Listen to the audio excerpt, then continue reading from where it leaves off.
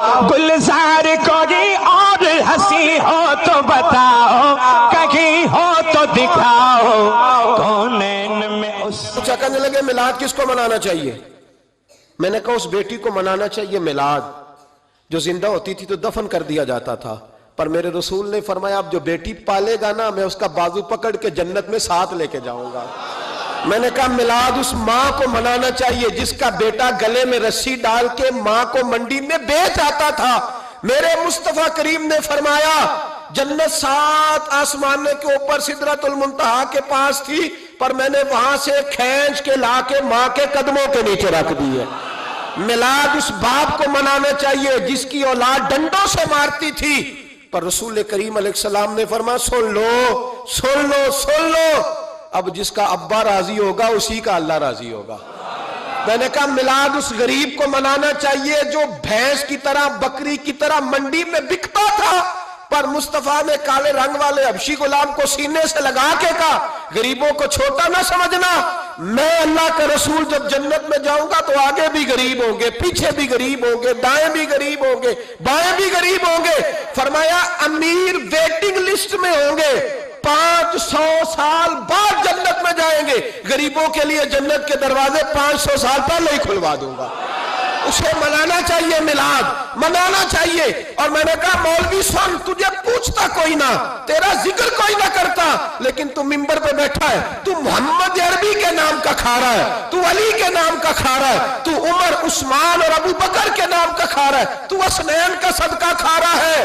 تجھے نہ تیری کبھی کسی نے برادری پوچھی، نہ کبھی تیرا کسی نے ایڈریس پوچھا، نہ کبھی کسی نے تیری سند پوچھی، لوگ تیرے نعرے لگاتے ہیں، لوگ تیرے ہاتھ چومتے ہیں۔ پھر مان جا کہ تجھے صبح بھی میلاد منانا ہے، شام بھی میلاد منانا ہے، اور تجھے یہ کہنا چاہیے خس خس جنہ قدر نہیں میرا ایتے صاحب نو وڈیائیاں میں گلیاں دا روڑا کوڑا، ایتے محل چڑھایا سائیاں، تیرا کام تھا تیری آنکھیں بھیگی رہتی۔ اور اس بوڑھے کو بھی میلاد منانا چاہیے جس کے بارے میں میرے نبی پاک نے فرمایا سفید داڑھی والے کی جس نے عزت کی اس نے تو رب کی عزت کی، اس نے تو رب کی عزت کی میرے بھائی۔ اس مزدور کو بھی میلاد منانا چاہیے جس کے بارے میں نبی پاک نے فرمایا جو اپنے ہاتھوں پہ چھالے ڈال کے مزدوری کرتا ہے میں نے تو اسے رب کریم کا دوست بنا دیا ہے۔ ہر اس طبقے کو میلاد منانا چاہیے جسے میرے رسول نے عزت عطا فرمائی۔ اس بہن کو بھی میلاد منانا چاہیے جس کے بارے میں نبی پاک نے فرمایا اگر کسی کا باپ چلا جائے اور اس کے حصے میں بہنیں آ جائیں، 4 بہن 3 بہنیں یا 2 بہنیں بیاہ کے جو آیا تبے سے، میرے محبوب نے فرمایا میری انگلیاں جڑی ہوئی ہیں نا اس طرح میں اسے اپنے ساتھ جوڑ کے جنت میں لے کے جاؤں گا۔ اس بہن کو میلاد نہیں منانا چاہیے۔ میرے رسول پاک نے فرمایا جس کی بیٹی واپس آ جائے، طلاق ہو گئی یا بیوہ ہو گئی، واپس آ گئی، نہ بچ سکی واپس آ گئی، فرمایا واپس آنے والی بیٹی کی جو باپ خدمت کرے گا میرے رسول پاک فرماتے ہیں میں قیامت میں اس کا سفارشی بنوں گا۔ تو اس بیوہ کو اور طلاق یافتہ کو میلاد نہیں منانا چاہیے؟ وہ اس رسول کا ذکر نہیں کرے گی جس نے اتنا درجہ دے دیا، اتنا نواز دیا؟ اور تجھے تو صبح و شام میلاد کرنا چاہیے تھا، تجھے تو صبح و شام درود کرنا چاہیے تھا، سلام کے گجرے بھیجنے چاہیے۔ یا رسول اللہ کہتے تیری زبان جو ہے وہ ہر وقت تر رہنی چاہیے تھی، تو بحث کر رہا ہے، تو اس پہ دلیلیں دے رہا ہے، تو اس پر باتیں کر رہا ہے۔ حضرت عمر سے پوچھنا، حضرت عمر سے جناب اسامہ بن زید رضی اللہ تعالیٰ عنہ حضور کے غلام تھے، نبی پاک ان سے بڑا پیار کرتے تھے۔ ایک جنگ میں پیسے آئے تو حضرت عمر فاروق رضی اللہ تعالیٰ عنہ نے 25,000 دیا اپنے بیٹے کو، اور اسامہ بن زید کو 50,000 دینار دیے۔ بیٹا کہنے لگا ابا جی وہ تو چھوٹے ہیں میں بڑا ہوں، وہ حضور کے زمانے میں بچے تھے میں جہاد کرتا تھا، یہ آپ نے کیا کیا؟ تو حضرت عمر رو پڑے، کہنے لگے بیٹا یہ تیرے باپ کے سر پر جو عزت کے بال ہیں یہ مصطفیٰ کے اگائے ہوئے ہیں۔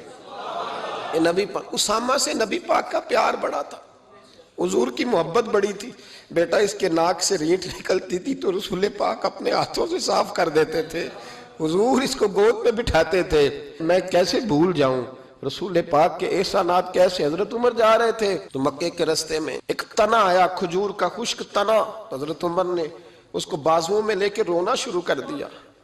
عمر کیا ہوا؟ کہنے لگے یہاں تو میں اونٹ چرایا کرتا تھا، یہاں، اور میرا باپ مجھے مارا کرتا تھا، دیکھو آج عمر نعرہ لگاتا ہے تو کیسر و کسرا کام، او بھائی اسلحہ نال جے نیکی کریے، ہاں ہاں ہاں ہاں اصلہ نال جے اصلہ نال جے نیکی کریے تے وہ نسلہ تاک نہیں بھول دے.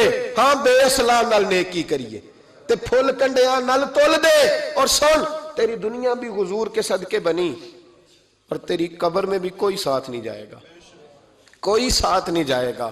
قبر میں بھی مصطفیٰ کریم صلی اللہ ہو. اور دیکھنا قبر کے اندر بھی کبھی کوئی گیا ہے؟ قبر میں بھی رسول پاک, قبر میں بھی رسول پاک, قبر میں بھی رسول پاک. میرے استاد فرمایا کرتے تھے بتاؤ جس قبر میں نبی پاک آئیں گے وہاں عذاب کیا ہونا ہے؟ جب حضور ہی آ گئے تو عذاب کیا ہونا ہے؟ نبی پاک تو جدھر سے گزر جائیں رب وہ جگہ جنت بنا دیتا ہے. وہاں کیا عذاب ہونا ہے؟ وہاں تو دیدار ہونا ہے. تیری قبر میں بھی نبی پاک. اور حضور نے فرمایا میزان عمل پہ عمل تلیں گے تو پھر بھی میں تمہارے پاس ہوں گا. حضور علیہ السلام نے فرمایا پل صراط سے گزرو گے تو پھر بھی میں تمہارے پاس ہوں گا. اور میرے رسول پاک علیہ السلام نے فرمایا جب تم جنت میں جانے لگو گے تو پھر بھی میں تمہارے. تو بتا تیرے رسول تو ہر وقت تیرے ساتھ ہیں, تو کب کب نبی پاک کے ساتھ ہوتا ہے؟